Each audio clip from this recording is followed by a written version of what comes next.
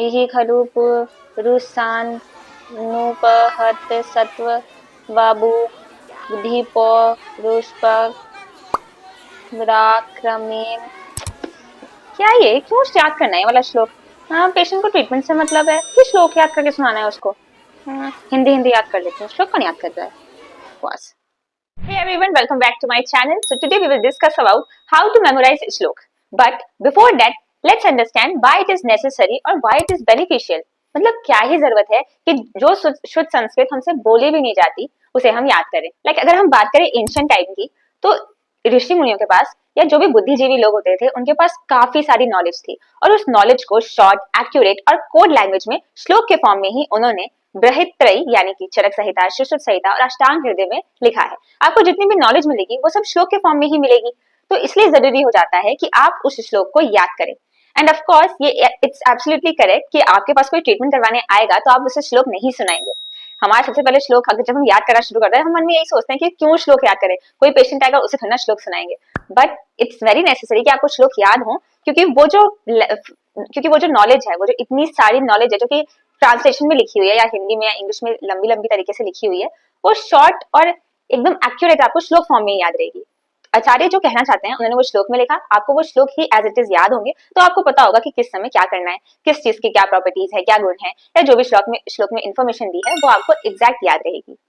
तो ये आप ही के लिए बेनिफिशियल हो जाता है कि आप श्लोक को उसी फॉर्म में याद करें. और दूसरी चीज कि एग्जाम में जब आप लिख के आते हैं तो उससे आपको मार्क्स भी ज्यादा मिलेंगे. एंड इट्स ट्रू कि श्लोक याद करना कोई एक दिन का खेल नहीं है, इट्स अ ग्रेजुअल प्रोसेस. तो धीरे धीरे आपको सारे श्लोक याद हो ही जाएंगे. Step 1, reading. It's very crucial कि आपको श्लोक याद करने से पहले शब्द को अच्छे से पढ़ना आना चाहिए, यानी कि रीडिंग करनी अच्छे से आनी चाहिए. Let's take an example of shloka number 42 and 41 of sutra 1 of चरक संहिता. सो यहाँ पर जब आप श्लोक देखेंगे तो आप इसको किस तरीके से आपको पढ़ना है पहले ये आना चाहिए. तो जैसे कि आप श्लोक में देखें कि हिता अहितम, यानी कि इसको कुछ बच्चे शुरू शुरू में ऐसे भी पढ़ सकते हैं, हे ता ही तम, सुखम दुखम दुखमायु तस्य हिताति हितम, ऐसे पढ़ सकते हैं. अगर आपको ये नहीं पता कि रीडिंग कैसे करनी है, जबकि एक्चुअल में से पढ़ना कैसे है, हित अहितम सुखम दुखम आयुतस्य हिताहितम मानम च तच यक्तोत्रम आयुर्वेदः स उच्यते. तो इस तरीके से हमने एक श्लोक पढ़ा. Let's take an another example of shloka number 42. यहाँ पर आपको आयु के लक्षण बताए हैं और पर्याय बताए हैं. तो इसमें अगर हम देखें तो अब रीडिंग का इंपॉर्टेंस क्या हो जाता है, जैसे कि आप ये एक शब्द देखेंगे, यहाँ पर एक लंबा सा शब्द लिखा हुआ है. अब इस शब्द को अगर आप रीडिंग नहीं आती तो आप इसे कैसे भी पढ़ सकते हैं, लेकिन अगर मुझे पता है कि हाँ इसमें 5 शब्द हैं तो मैं इसे सही तरीके से पढ़ूंगी. जैसे शरीर, इंद्रिय, सत्व, आत्म, संयोगो. तो इस शब्द को इस तरीके से पढ़ना है. तो पहले आपको रीडिंग आनी चाहिए कि आप किस तरीके से उसे पढ़ रहे हैं, तो आप उसे सही से फ्लो में पढ़ सकते हैं. धारी जीवितम नित्यं अनुबंधस्य. अब यहाँ पर जैसे एक ये शब्द है, तो इसे मुझे याद है मेरी क्लास जब हमारी क्लास हुई थी तो ये शब्द भी बहुत बच्चों ने गलत पढ़ा था, इवन मैंने भी गलती पढ़ा था. पर्याय रे आयु उच्यते. तो यहाँ पर आप ध्यान से रीडिंग करें, तो पहले रीडिंग सीखें. फॉर दैट आई रिकमेंड कि आप पहले किसी भी बुक का ट्रांसलेशन पार्ट पढ़ें, कि जैसे हिंदी है तो केवल हिंदी हिंदी पढ़ें. देन आपकी उससे हिंदी वोकैब अच्छी होगी, आपको पता चलेगा कि हिंदी में नए नए शब्द कैसे हैं. देन आप श्लोक पे जंप करें और श्लोक की रीड करना शुरू करें. जब आप श्लोक को पढ़ेंगे तो आपको पता होगा कि हाँ हिंदी में ये शब्द है तो वही शब्द यहाँ श्लोक में भी लिखा हुआ है. स्टेप 2, संस्कृत. तो जैसे आपने श्लोक नंबर 42 में देखा कि यहाँ पर 5 शब्द लिखे हैं. अब इन 5 शब्द को एक साथ कैसे पढ़ेंगे, तो उसके लिए आपको संस्कृत आनी चाहिए. और संस्कृत में ज्यादा नहीं, संधि का टॉपिक आना चाहिए. जैसे कि जब आपको संधि आएगी तो आपको पता चलेगा कि कैसे 2 अलग अलग शब्द हैं उनको साथ में जब लिखा जाता है और फिर उसे पढ़ा कैसे जाता है, तो वो आपको संधि से पता चलेगा. तो संस्कृत में ज्यादा कुछ नहीं, तो संधि वाला टॉपिक सीरियसली पढ़ें, उससे आपको रीडिंग करने में और भी ज्यादा आसानी होगी. एंड गेस व्हाट, जो मैं आपको बता रही हूँ, I was also not very good in reading. Even मुझे ठीक से पढ़ना भी नहीं आता था, बिकॉज होता क्या है कि हम सारे स्टूडेंट्स ऑलमोस्ट इंग्लिश मीडियम से ही आते हैं. एंड 11th-12th में हमारे यहाँ हिंदी थी भी, बट जहाँ आप पीसीबी पढ़ रहे होगे तो आपका इतना हिंदी पर ध्यान नहीं जाता है. तो होता है कि आप आओगे तो आपको रीडिंग करनी नहीं आएगी, या संधि संस्कृत ये सब पहले से चीजें ना आए.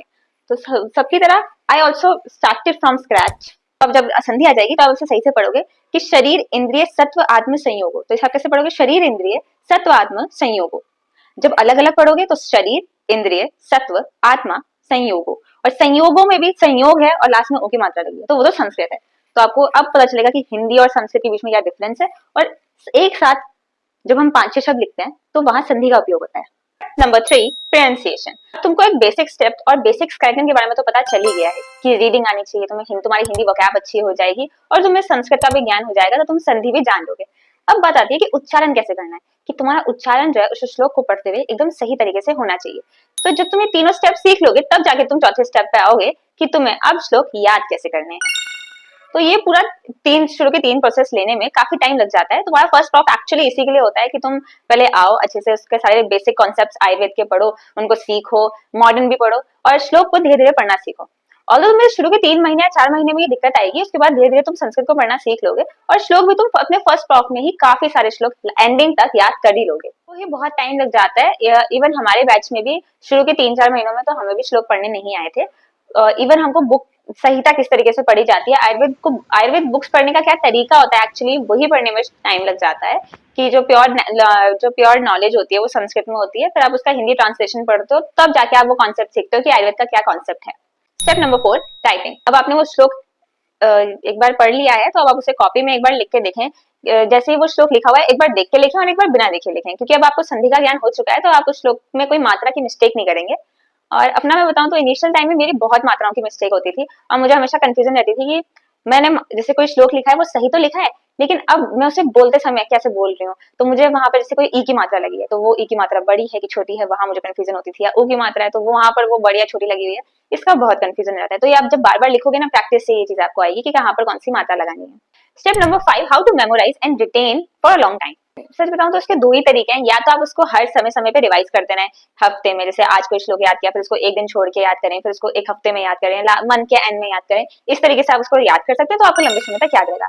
या दूसरा तरीका कि आप उन श्लोकों को अपनी डेली लाइफ में उतार लीजिए, या आप ऐसा कर सकते हैं जैसे कि आपका कोई कंपनी है, आपकी फ्रेंड्स की कंपनी है, तो आप उसमें उसको डेली कन्वर्सेशन में बोलना शुरू कर दें, या फिर आपकी लाइफ में जहां भी आपको दिख रहा है कि हाँ यहाँ मुझे यूटिलिटी दिख रही है इस श्लोक की, तो वहां बोलना शुरू कर दें। जैसे कि आपको मैं एग्जांपल दूं, मतलब इट साउंड्स वेरी फनी कि मुझे मेरे सीनियर ने बताया था कि अगर श्लोक जैसे याद करना है, एक एग्जांपल है जैसे चरक संहिता में सूत्र 5 है मातृशीतम अध्याय, तो उसमें स्नान के लाभ है। तो उन्होंने बोला था कि जब भी तुम नहाने जा रहे हो तो उससे पहले एक बार ये वाला श्लोक ऐसे मन में बोल के जाओ या अपने दोस्त को सुना के जाओ, एक बार रिवाइज करके जाओ और फिर तुम जाके नहा लो। तो उससे क्या होगा, तुम ऐसे बार बार करते रहोगे तो वो श्लोक तुम्हारे सबकॉन्शियस माइंड में जाके स्टैब्लिश हो जाएगा। तो अब ऐसा है कि वो श्लोक जो है वो मुझे इतने अच्छे से याद हो चुका है। तो ऐसे और भी बहुत सारे श्लोक हैं, बहुत ही मजाक वाली बात है पर आप ऐसे कर सकते हो तो आपको श्लोक इतने अच्छे से याद हो जाएंगे ना कि आपको, क्योंकि होता क्या है पढ़ते समय हम जैसे श्लोक याद कर रहे हैं तो हमें तब तक याद रहता है जब तक हम यहाँ स्टडी टेबल पे अपनी बैठे हैं, चेयर पे बैठे हैं और हम किसी को सुना रहे हैं या वो माहौल है कि हाँ हम पढ़ाई वाला माहौल है, तब अब तक आपको याद रहते हैं। फिर चलते समय ऐसे दोस्तों के बीच में बातें करते समय आपको कोई श्लोक याद नहीं आएगा, तो वो तभी याद आएगा जब आप उसको उस तरीके से लोगे कि आप उसे डेली लाइफ में भी बोलना शुरू करोगे।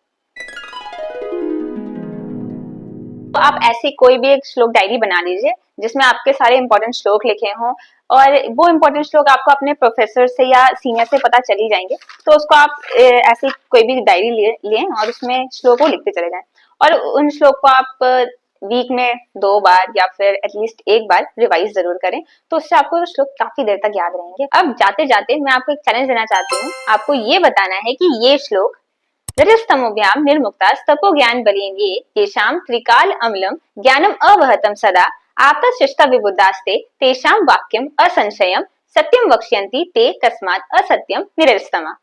ये श्लोक का रेफरेंस आपको बताना है कि चरक के किस स्थान का है और आपको भी इस लेवल तक पहुंचना है कि आपको भी इतने लंबे श्लोक याद हो जाएं, और ये आपके फर्स्ट प्रॉफ के सिलेबस में ही है। So thank you for watching, मिलते हैं आपसे नेक्स्ट वीडियो में, तब तक के लिए स्टे ट्यून्ड।